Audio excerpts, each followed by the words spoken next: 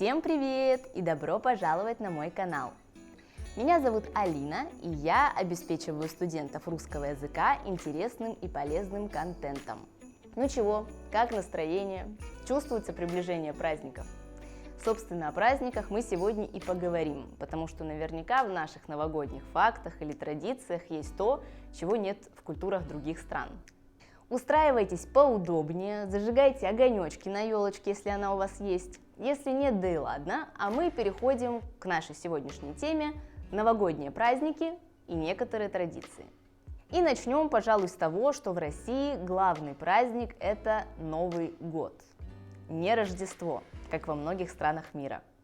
Связано это с отменой всего религиозного во время прихода советской власти чуть больше 100 лет назад, когда на протяжении долгого времени Рождество не было официальным праздником, хотя в православных семьях его все равно отмечали.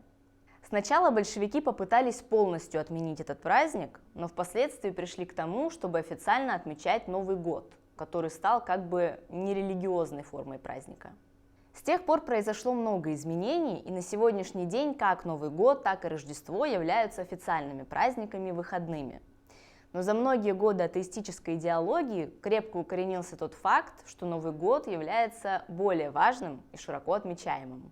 Отмечается он примерно так же, как и во многих странах Рождество, с елками, подарками, посиделками и вкусняшками. А вот Рождество в России отмечается 7 января, а не 25 декабря, как в подавляющем большинстве стран мира. Но так было не всегда. Последнее Рождество 25 декабря в России отмечалось в 1917 году. И дело все в календарях. До XVI века все христианские страны пользовались юлианским календарем. В XVI веке Европа перешла с юлианского на григорианский календарь, поскольку первый не совпадал с астрономическим годом и отставал от реальной смены лет. Но русская православная церковь продолжила придерживаться юлианского. И хотя это создавало определенные неудобства во взаимодействии с другими странами, только в 1918 году Россия тоже перешла на григорианский календарь. На тот момент разница в днях уже составляла 13 дней. И хотя рассматривались варианты постепенного перехода, убирать по одному дню в год, решили все-таки сделать это одномоментно, потому что иначе переход занял бы 13 лет. После чего был принят указ, что после 31 января 1918 года следующим днем будет не 1 февраля, а уже 14, не 2, а 15, это конкретно в 1918 году. Церковь эту реформу в очередной раз не поддержала, и поэтому Рождество стали отмечать на 2 недели позже. Новый год – это, конечно, хорошо, но как-то маловато один раз в году отмечать этот праздник. Есть идея – Старый Новый год. Начать с того, что в России в принципе Новый год встречается рекордное количество раз из-за часовых поясов – 11 раз. Ну и этого, как вы понимаете, недостаточно, поэтому хвала небесам, что таки перешли с юлианского на григорианский календарь и дали людям возможность отмечать 2 Новых года – Новый и Старый, который отмечается 14 января. Конечно, Старый Новый год празднуют не с таким размахом, как Новый, и по моим личным ощущениям этот праздник постепенно забывается.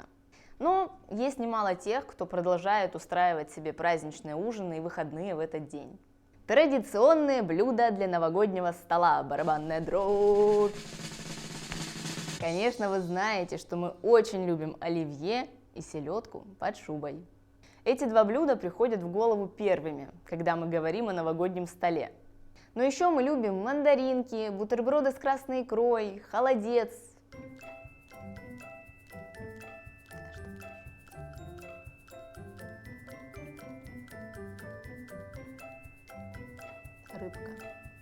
Рыбка и много-много других вкусностей. Стол обязательно должен быть большим, ломиться от еды, которую обычно готовят не только для новогодней ночи, но и чтобы ее можно было есть на протяжении всей вот этой недели праздников и выходных.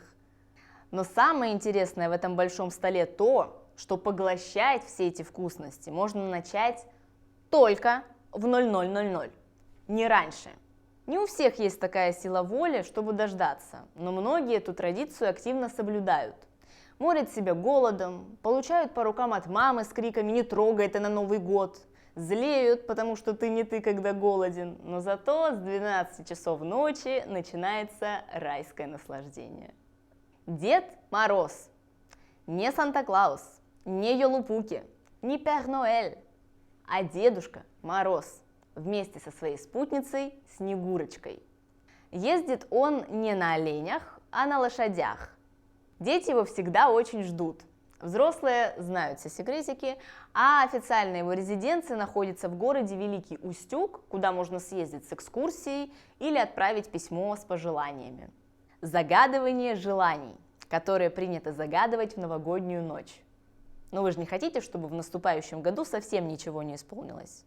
Так вот, запоминайте, а лучше записывайте. Пишем свои пожелания на кусочки бумаги. Как только начинают бить куранты, этот листочек нужно поджечь, пепел высыпать в шампанское и залпом его выпить. На голодный желудок, как вы понимаете. Задачка эта не из простых. И обычно это заканчивается тем, что либо человек дожевывает несгоревшую часть бумаги, а потом ее выплевывает. Главное во рту подержать, чтобы преисполниться. Либо он обжигает себе все пальцы, потому что невозможно за минуту хорошо сделать такое количество действий. Либо у него шампанское начинает выливаться через нос от смеха, потому что, наблюдая эту картину, невозможно сохранять серьезность и спокойствие. Но зато желания гарантированно сбываются. Попробуйте, через год вернитесь и напишите в комментариях слова благодарности. Ну и как же без фильмов? Пока все салатики готовятся, уютно сверкает гирлянда, на фоне идет всем известная «Ирония судьбы». Я, кстати, не знаю, переведен ли этот фильм на другие языки, но, наверное, да. Полное его название «Ирония судьбы» или «С легким паром». Этот фильм показывают почти все каналы по телевизору, поэтому если вы его где-то пропускаете, не беда. Обязательно найдете на другом канале. Я раньше тоже его смотрела, но думаю потому, что в детстве телевизор был не совсем в моей власти и выбора у меня особо не было. Но если говорить о фильмах, которые я смотрю и которые я предпочитаю, и думаю, многие со мной согласятся, это, конечно же, «Один дома» и «Гарри Поттер». Но на «Гарри Поттера» нужно решиться морально, потому что не сказать, что это самый добрый и веселый фильм, да? И напоследок, почему же Новый год отмечается с 31 декабря на 1 января? Так тоже было не всегда. Еще с тех пор, когда на Руси было принято христианство, Новый год начинался 1 марта. В конце 15 века его перенесли на 1 сентября, а с 1700 года по указу Петра I, который хотел придерживаться европейских традиций, его начали отмечать 1 января. И после этого начало 1700 года праздновалось целую неделю. Но вообще-то ничего не поменялось. Потому что обычно в России официальных выходных на новогодние праздники много, как минимум неделя. Обычно это 8-11 дней.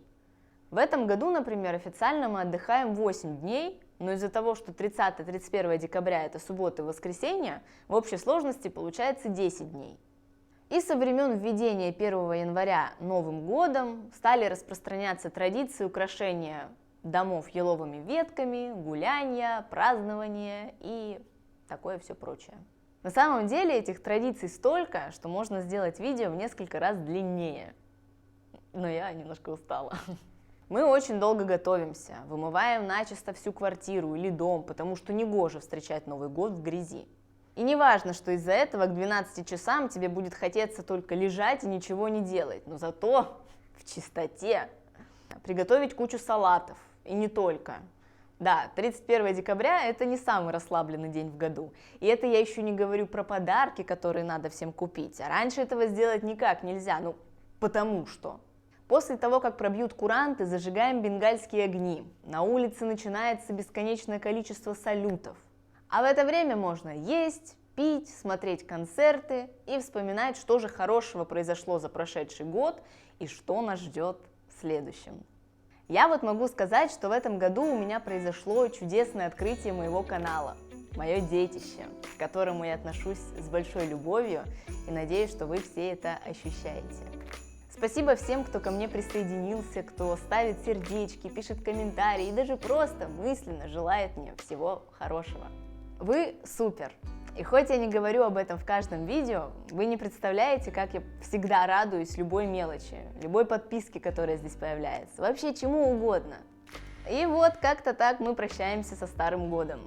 Но мы с вами вообще-то еще увидимся в этом году, но я немного забегаю вперед.